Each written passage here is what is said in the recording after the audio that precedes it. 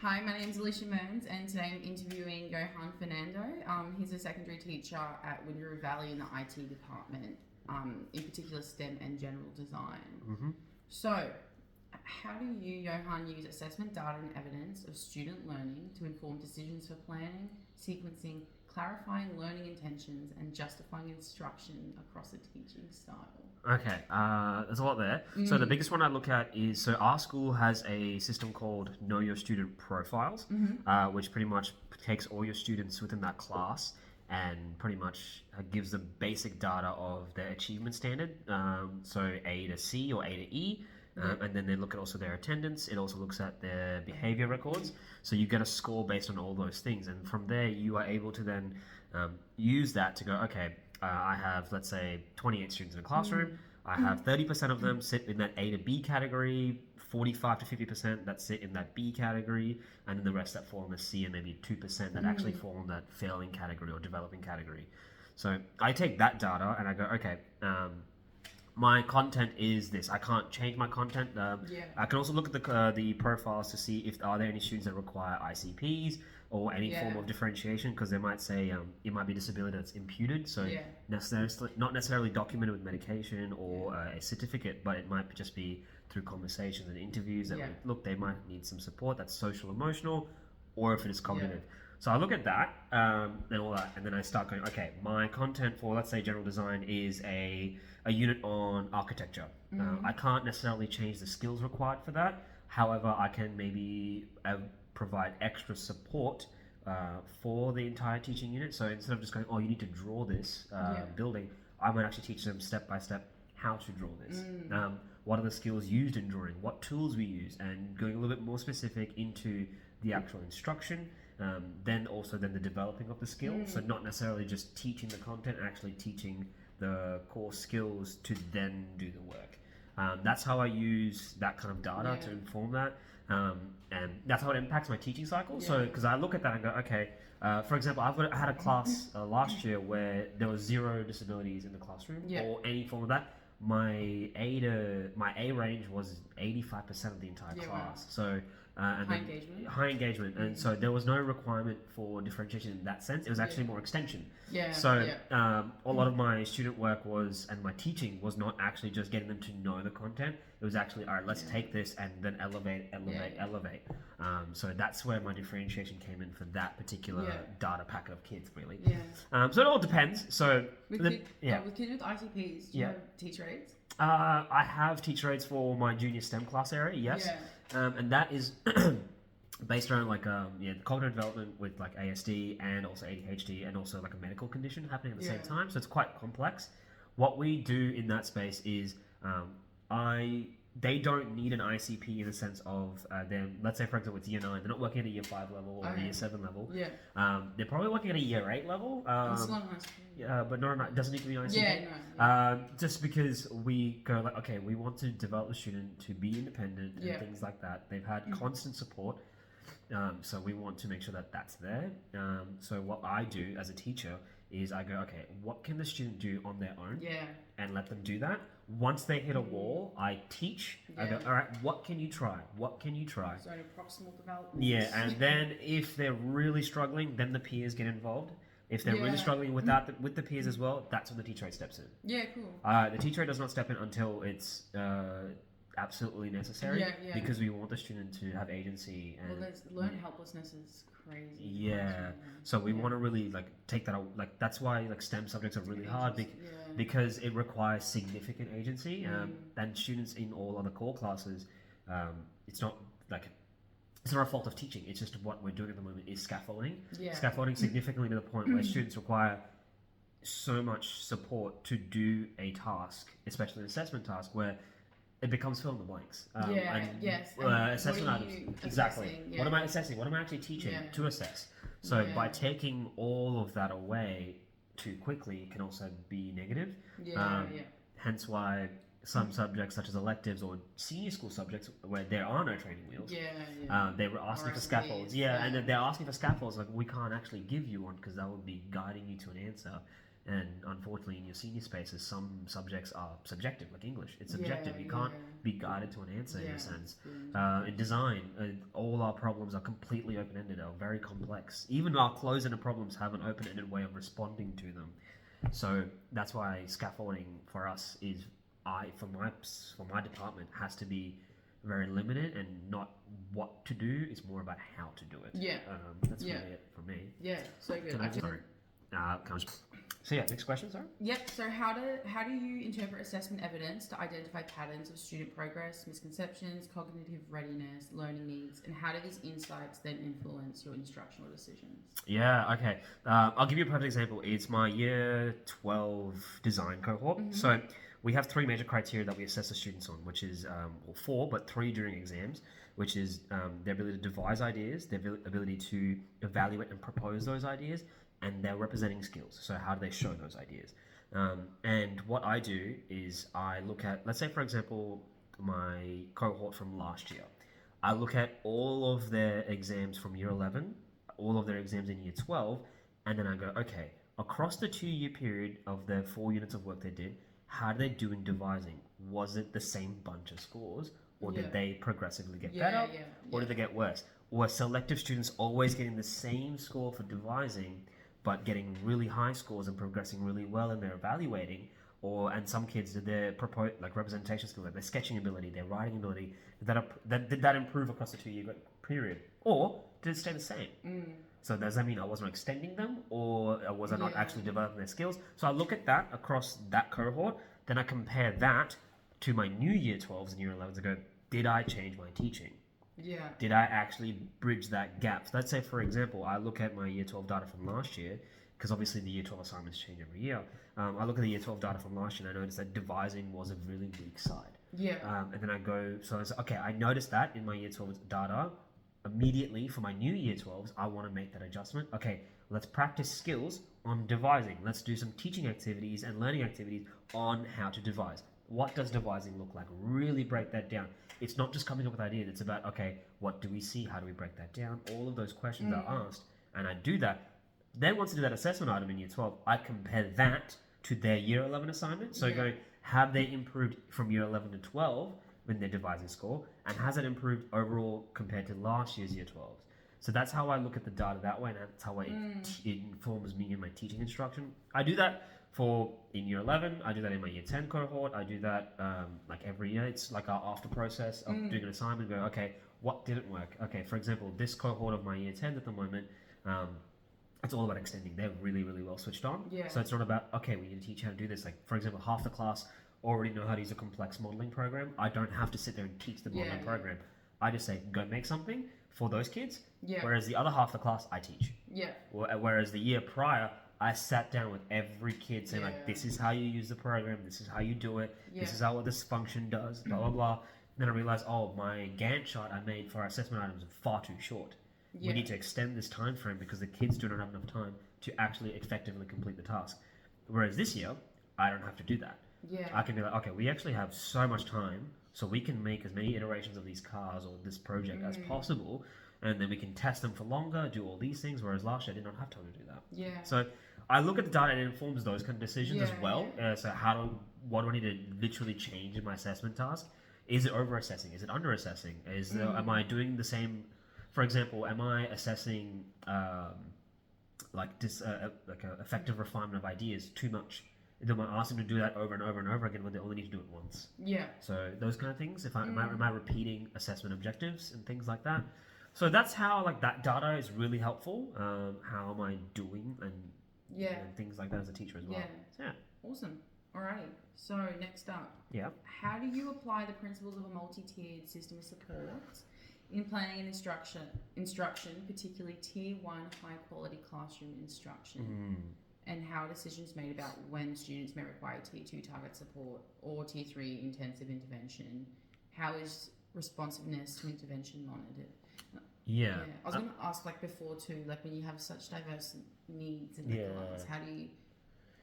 That comes down to, I suppose, the teacher themselves, so rapport building and things like that. I always have a blank slate rule for me. I don't let any preemptive bias Yeah. into the room. Yeah. So, for example, I had a year 10 cohort, like my fresh year 10s. Obviously, in year 9, they're junior kids and they're going through all those other things.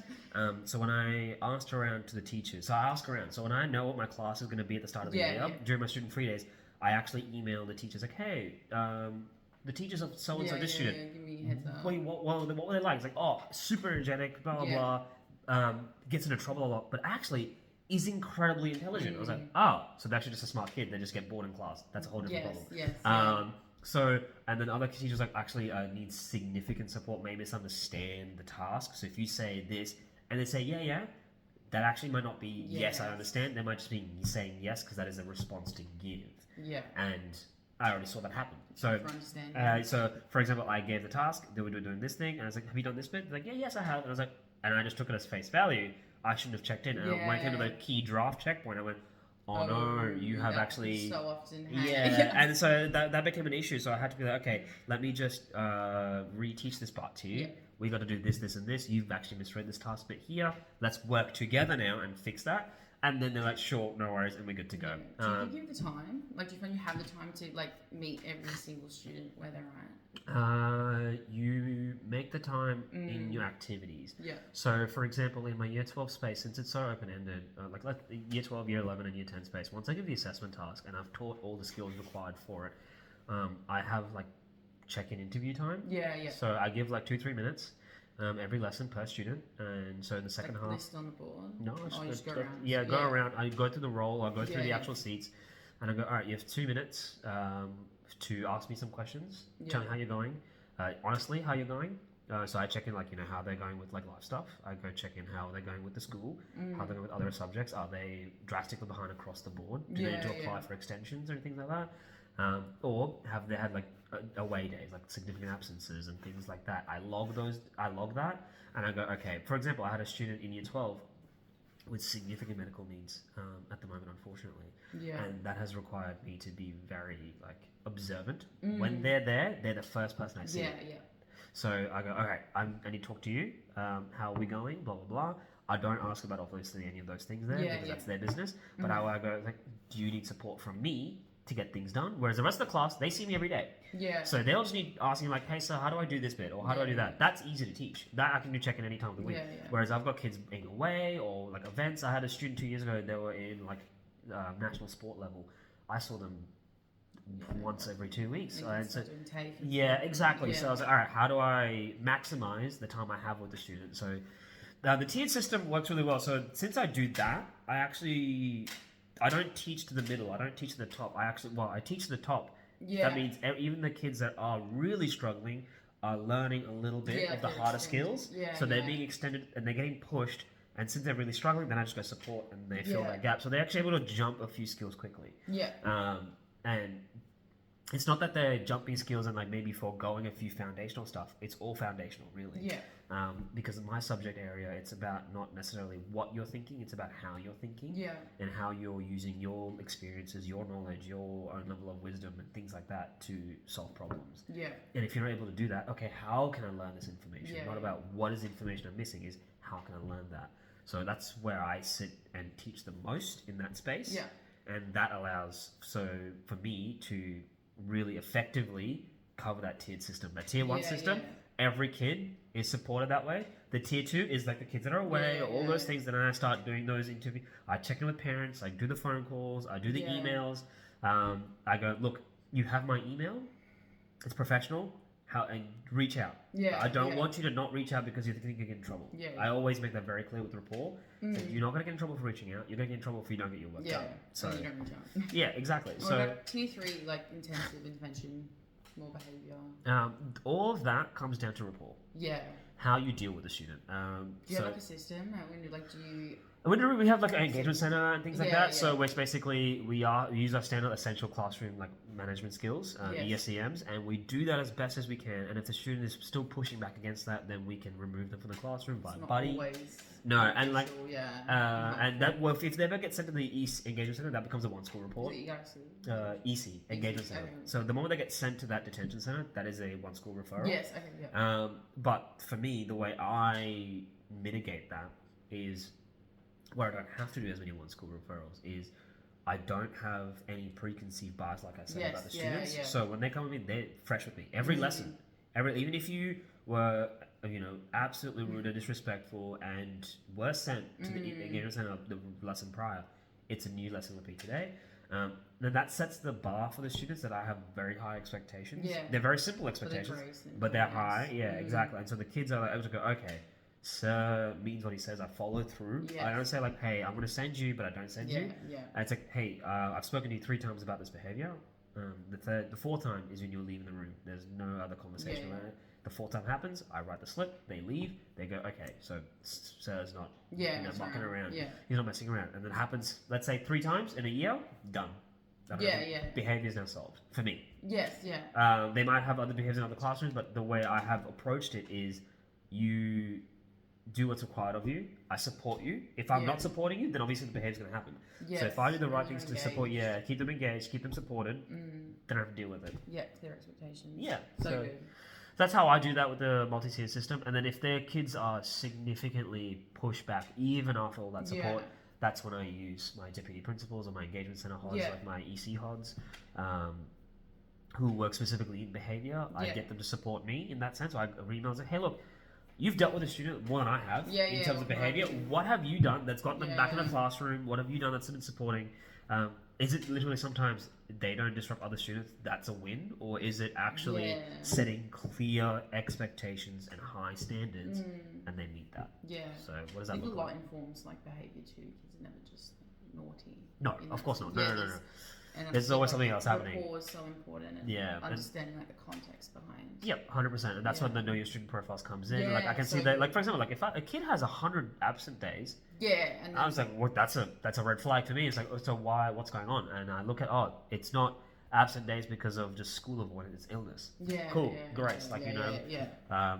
Don't be like, hey man, you got to be here. So like when you're here, you're here. So good to see you. Yeah.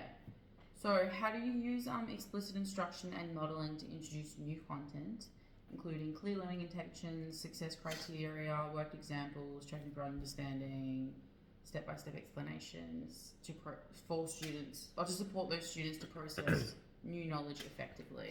Okay, so that's a big one. Do you like learning intentions on the board? And we do. criteria? We have our learning goals and success criteria, and that can either be lesson by lesson. Like, for example, in mathematics, and science, that is lesson by lesson because they learn so much content. So whereas in my subject, it could be a week. Of course, it could be a week that we learn this project-based. It is project-based learning, but not even just that. It's the content is we learn this big piece of content. It might take us a week to learn it. Yeah. It's not like we've done it in the lesson, we move on. It's like let's say for example in design there's a framework called the 4 pleasure framework, and there's 4 parts to it. So there's physio pleasure, audio pleasure, socio pleasure, and psycho pleasure. Those are all, once you understand them, it's pretty simple. However, you've got to practice using each part of the framework. Yeah. So I can't just be like, all right, we've taught you what the framework is, what each part of the framework is, all 4 parts there. That could take us a lesson. Yeah. I'm not done. Yeah. That can't be the whole. So that means I would spend the next lesson just teaching physio. What does physio pleasure look like in design? Yeah. What are the instances of that working? How do we do that? How do we measure it? How do we test for it? How do we do all of those things? Then so on for psycho, IDEO, and socio pleasure. Then I'm able to then give the assessment task and go that way. I also have scaffolds, especially for big projects, which is like a 12-page portfolio. The kids might be like, and it's all A3 drawing, right? And A3 writing. So kids be like, look, I know what the page needs to have content-wise, but I don't know what it should look like.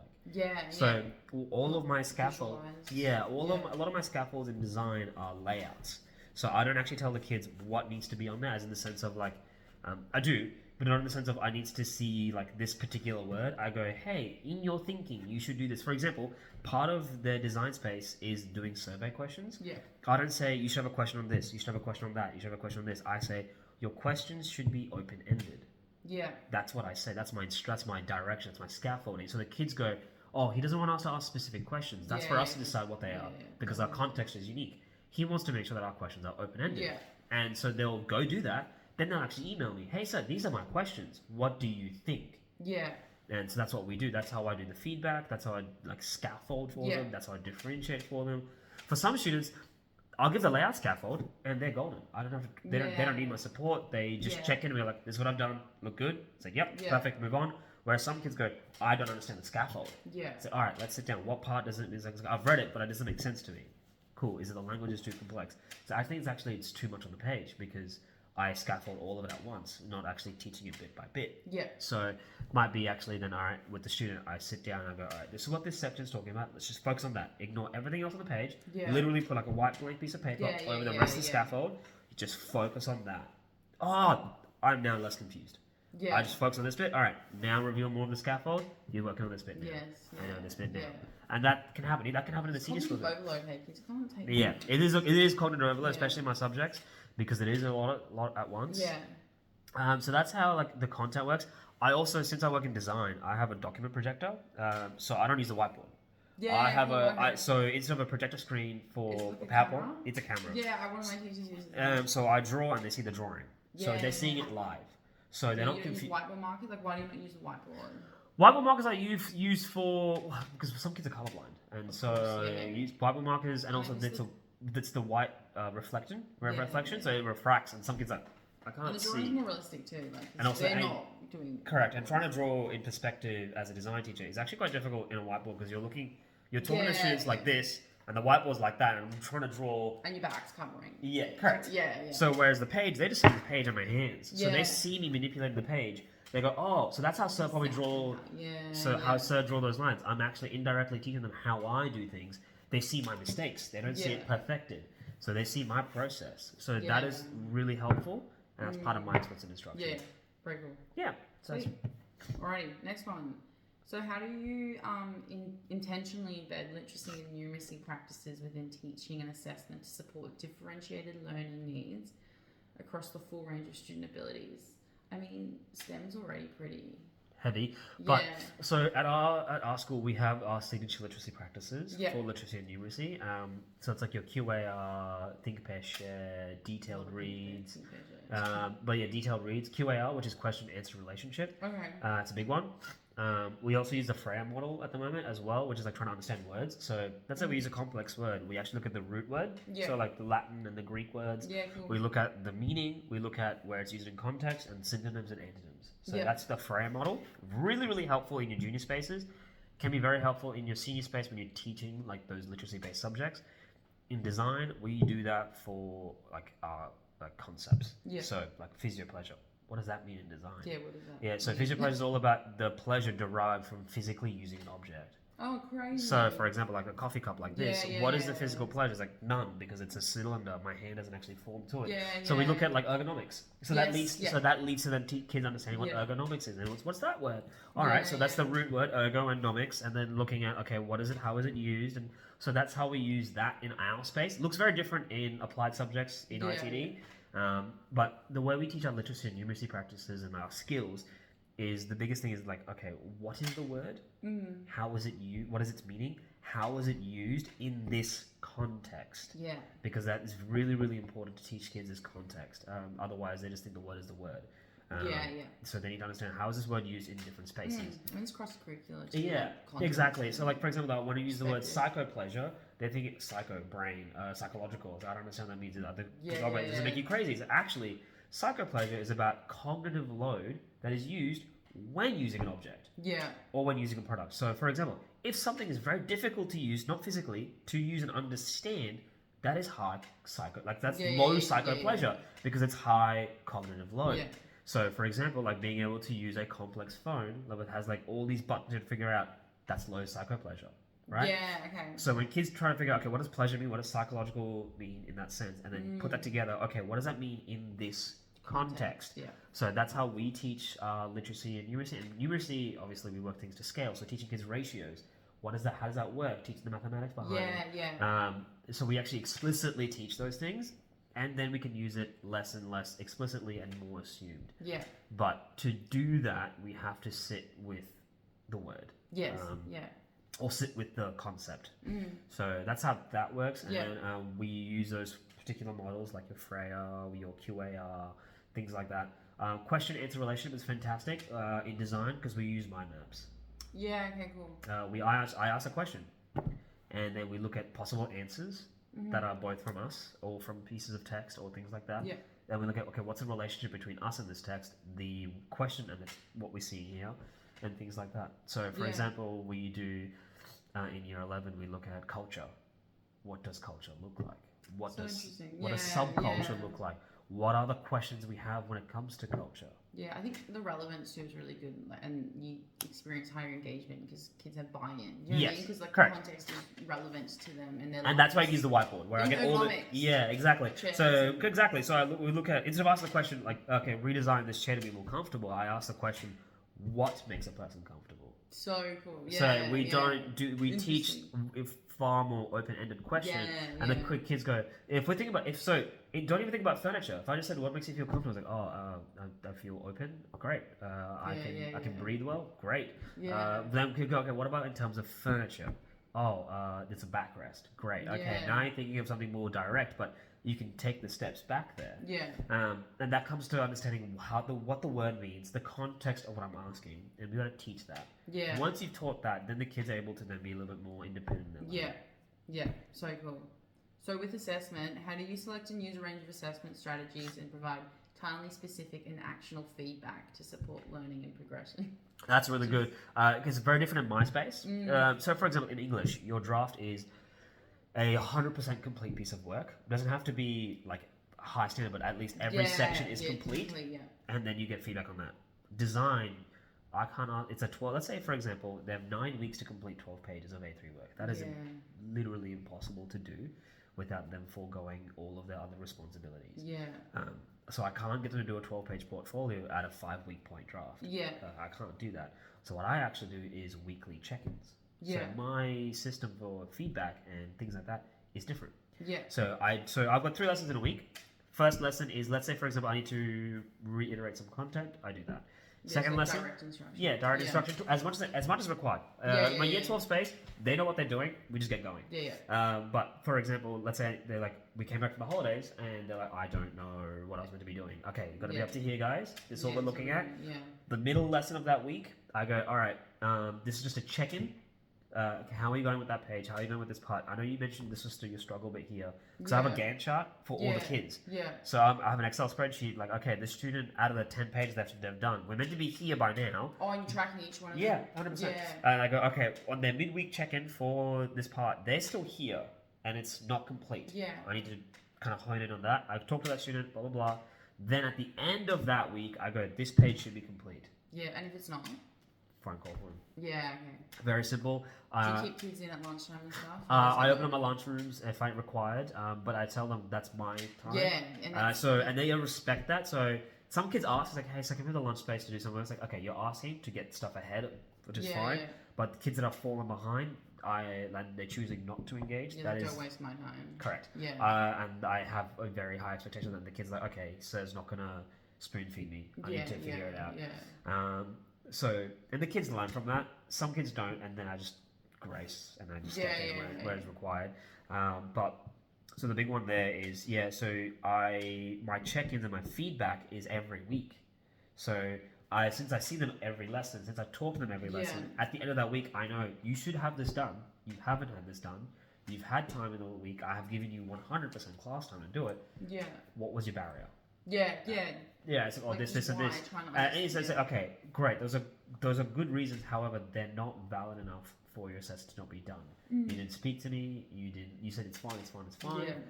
Or you aren't approaching for extensions, RAs, or you're not managing your time effectively. Like, I'm gonna call you out because you have time. You don't have a job. You aren't working. You decide to play video games.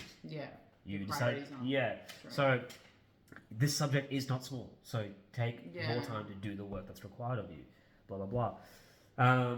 And things like that. And then I email home that day via the email program that we use. So I'm able to email all the parents at once with, hey, look, this is just a weekly checkpoint, just letting you know your student has not completed the page that's required by this week. They are at risk of falling significantly behind as the weeks progress. Please check in with them to make sure that this is completed by the start of next lesson. That means they have the entire weekend to get it done. The kid's like, but so I've got weekend shifts. Find time. Didn't ask. A little bit. A little bit. Like, yes. You have said yes to those shifts. Exactly. So, and like as teachers, as deputy principals, all that, we tell the kids, look, yes, you pick up shifts. You got all that. But you got to think about, you are doing a general pathway subject. You are trying to go to uni, so maybe you need to figure that out. Yeah, that's what I really like about like the Akama like sort of like pedagogy too, like just teaching kids to be like good, decent like citizens. Yeah. You know, like as adults, like we work full time. Yeah. I have things I need to do. Yeah, exactly. Like, And it's like, for example, I had students. This is school holidays right now. I had 2 students email me their progress so far. Oh, so good. And they're like, Do you respond? 100%. Yeah. There's one I need to respond ASAP. One I didn't respond, unfortunately, on Thursday Yeah. until today, but just because things happening. But they said, it's like, look, I don't expect you to reply straight away. It's the holidays. I don't expect you to reply, but hopefully before the school holidays are over, I would love a reply. Yeah. One student actually said, I've done my layout here, but I think it's missing something. Yeah. And all I had to email was, you're actually on the right track. I didn't actually tell them what to do. I asked them a question like, hey, you said you want to put this here. Why? Yeah. Do you think you would have that information by your survey questions of what they want and need already on that page? He goes, oh, no, you're right, I don't. It's like, so get rid of that. Yeah. So it's like, cool, great. And that's the kind of like feedback we do. Since our projects are so large and they do unfortunately cross that term boundary, it's obviously professional discretion. Yes. I leave myself open. I don't say I'll respond to them immediately. I tell them, Yeah, look, yeah. contact me. I am more than happy to support you. Yeah, Because that is my job, to support you. Yeah. I'm not just like teaching the content and go home. I'm teaching students. Stop getting paid. Yeah, correct. Yeah. We have to work to support the kids. Yeah, 100%. So yeah. Yeah, so good. So, how does assessment design and instructional support change as students progress from novice to more proficient learners, including shifts from highly scaffolded tasks to independent application, transfer, and problem solving? I think we were talking about this. Yeah, a little bit. Yeah. But the biggest thing we do is that, like for example, I'll show you like our design program from year 10 to 12. In year 10, it's so direct. Like I tell them what they're doing. So year 10 assessment 1 is furniture design, as in they are told you are designing a multifunctional piece of furniture. Yeah. That's term 1. Term 2 of year 10 design is you're making a race car. Yeah. What that race car looks like, I don't mind. Yeah. However, it's a CO2 race car, so it needs to have these specific parameters. Then term 3, they're looking at architecture. I don't tell them you can design whatever building you want. I said you actually have a plot of land you have to design inside of, and it needs to have these 3 separate things. It needs to have a recreational, a residential area, and a bit of a commercial area. Because it's a big piece of land. All right, but you can do whatever you want in that plot of land, but it has to have those 3 things. So we've gone from you're making a piece of furniture to you are now designing an entire plot of land. Yeah. That's across a year. Then in year 11, and then never assessment item, which is an exam, which is you have 2 hours to respond to a very specific problem in a very short period of time. Yeah. Then in year 11, we repeat that exam style problem, and then it goes to, instead of you are making a chair, you're saying, hey, you're going to redesign something. You're going to first find a demographic of people, find out what particular product, service, or environment they interact with that isn't designed for them. It's actually excluding them from using it. For example, a person with arthritis can't use pens, or or use cutlery, or whatever, or a person with a busted up arm or leg can't put on clothes. Yeah. Because it's not designed to help them put on clothes. All these things. So okay, you're going to now redesign that entire product, service, or environment to fit that user. Yeah. That's a lot more open-ended. And then in year 11 again, then third assignment is you're redesigning a space, but you're incorporating culture. That's it. Not you have to do these things. You're giving a very open-ended problem. In year 12 is you are to find a stakeholder, so find someone, and then figure out their problem, and then solve that problem. I don't tell them what to do. So in year 10, I know that every kid's making furniture. I know everyone's making a race car, but in year 12, I have 17 different topics working out. Do you model it for them at all, like a bit, or not at all? Like, what do you mean by that question? Like, by the time they get to grade 12, do they have the skills to be able to like respond to that question, or do you have some kids that are just totally stumped? You get that kids anywhere, because a lot of kids are like the lack of creativity. Yeah, also the box helps them think. When they were thinking inside the task, I have my walls, okay. But even then, they feel like I need more constriction because again, it's the scaffolding. So I'm like that with uni. The minute I don't have a scaffold, I'm like, exactly. We go from like when I was in high school, there was no scaffolds. Now I'm a teacher. I'm like, where was all this? So I make it very clear that I only scaffold for layout because of the way our projects are designed. That is all I teach in terms of scaffolding and supporting you. Because of the fact that as our project goes forward, like our subject goes forward, there is less and less me involved in teaching you little things and more you exploring the stuff that you enjoy. you have to have your own buy-in. So, for example, in year 12, some kids like, I don't know what to do. It's like, well, what do you enjoy? I asked that question straight away. So one kid, super disengaged, but they go, I don't know what to do. It's like, well, what do you like doing right now? It's like, oh, I love playing guitar. Great, you have a demographic guitarist. Yeah, so It was, oh, true. Like, what could I ask them? It's like, well, you're trying to discover the problem, right? You're not trying to figure out like, oh, the problem with guitarists is they can't play guitar. No, that's not. That's a too generic problem. Think more. Ask questions more. And he goes, okay. Think about the floor pressure framework we studied. Oh yeah, of course. What about guitar is actually the most difficult to understand? Yeah. Like, okay, cognitive load. Understanding tab is actually really, really difficult. Yeah. Great. Really. Now you understand. How can you simplify Yeah. tabs? I'm not too sure. Is it videos?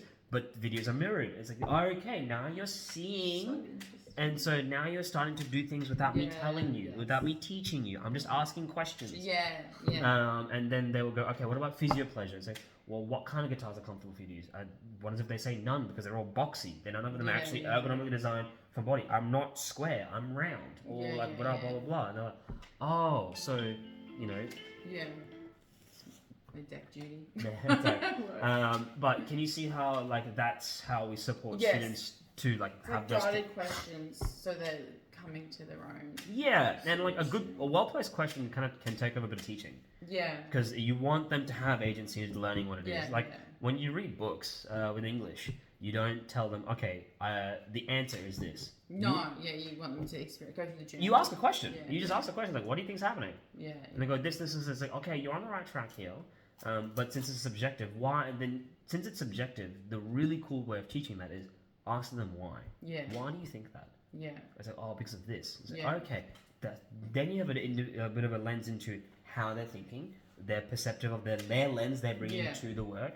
So all of those things. So like, for example, like when we were in high school, like Lord of the Flies, like, okay, they don't understand the whole concept of social hierarchy. Yeah. They go, oh, and all of a sudden they start putting the things together. Oh, this is a social class system. Like, I'm getting this now. We see that like in our day-to-day, like our cliques, blah, blah, blah. It's like, cool, now you're putting two to two together. So when you're reading this book, what are you seeing? Oh, I'm seeing the jocks go against the nerdy kids. I'm seeing the kids that are really, really smart subvertingly control the ones that don't know things, and they're getting told what to do. So really, the smart ones are controlling from the big picture, but the powerful ones, the physical powerful ones, always triumph. It's, okay, what does that tell you about the condition? And okay, so you can ask these questions, and then the kids go, okay. And then if you ask a question the kids don't know, that's when you can teach. Yeah. I don't know what you mean by that question, sir. Great. Let me teach you. Let me teach you that. Yeah. So, and how do you make professional judgment about like the quality of your students' work in class? Moderation. That comes down to. So in my space specifically, there's no other teacher of my subject, so I don't actually have a teaching buddy. Whereas like in English, I have another teaching buddy. I have another space. Let's say for example, year 8 English has 3 classes. So I can go to another year 8 English teacher and be like, hey, how are you doing with this assessment task? What do you think? Is this an A grade, B grade, C grade? I don't have that, unfortunately. So I have a network of teachers I go to around the state. So there'll be a big email group, and we go, hey, this is like, I obviously declassify everything. I go, hey, this is my student's assessment item that we have here. This is their score that I believe it is. What do you guys think? Yeah. Have I missed the mark? Here's the assessment item, by the way, because obviously it's unique to the school. Here's our assessment item. Here's what I think they've marked against the criteria. This is how I think they've done it. Actually, I didn't even say that. I just said this is their mark. Yeah. What do you think? I don't want them to have a preconceived bias, and then they go, okay, I agree with your mark here. I don't agree with your mark here. I think you should mark them too harshly here. You can give a little extra bump on that. Then I ask the question, why do you think that? Yeah. Or is it, why are we differing marks? Because this, and this. Oh, cool. I didn't think of that. Yes. Or you're right. Or I disagree, actually. I might push back on that a bit because I think this student has actually done that with this, and this. And they might go, I disagree. We call it a day. They go, actually, yeah, you're right. I do agree with you. Change the mark. Yeah. Whatever it is. You know, so we do it that way. That's how I moderate. Mm-hmm. To be able to actually know, again, also, how do I know what's an A level? Well, actually, I need to understand the rubric.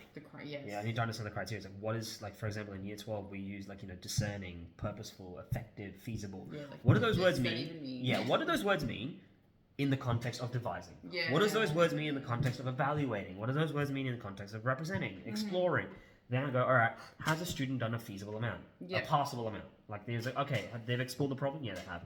Or have they shown purposeful engagement with their stakeholders? Yeah. Cool. Discerning would be they've asked the stakeholder questions, they got their responses, from the stakeholder, but then they analyzed the responses. Yeah. They looked at, okay, the stakeholder has responded this to my question. What does this response mean in terms of my task? Yeah. They've actually shown that on the page. That's discerning. Yeah. And they go, all right, from what I've understood and what I've analyzed from what they've said, what does this mean for our project? That's discerning. Yeah.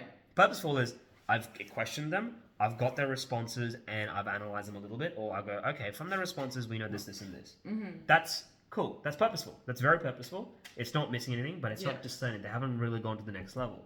So that's how you can gauge that. Yeah. And then, also another is looking at past work. Looking at the students you marked prior. It's like, okay, obviously I don't want to say this is my A level and only if they can draw this well it's an A. Yeah, I'm yeah. looking at, okay, what is the content they're using here? What's the language they're using here?